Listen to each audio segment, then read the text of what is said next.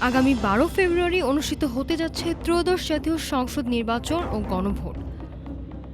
নির্বাচনকে ঘিরে পর্যবেক্ষণে থাকছে বিপুল সংখ্যক দেশীয় ও বিদেশি পর্যবেক্ষক। আগামী 12 ফেব্রুয়ারি অনুষ্ঠিতব্য ত্রয়োদশ জাতীয় সংসদ নির্বাচন ও গণভোট পর্যবেক্ষণে দায়িত্ব পালন করবেন 55,000 দেশি পর্যবেক্ষক। এছাড়া নির্বাচন পর্যবেক্ষণে থাকবেন প্রায় 500 জন বিদেশি পর্যবেক্ষক।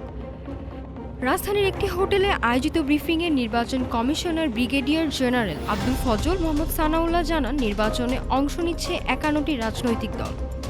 মোট প্রার্থীর সংখ্যা 1,994 জন, যার মধ্যে 256 জন স্বতন্ত্র প্রার্থী।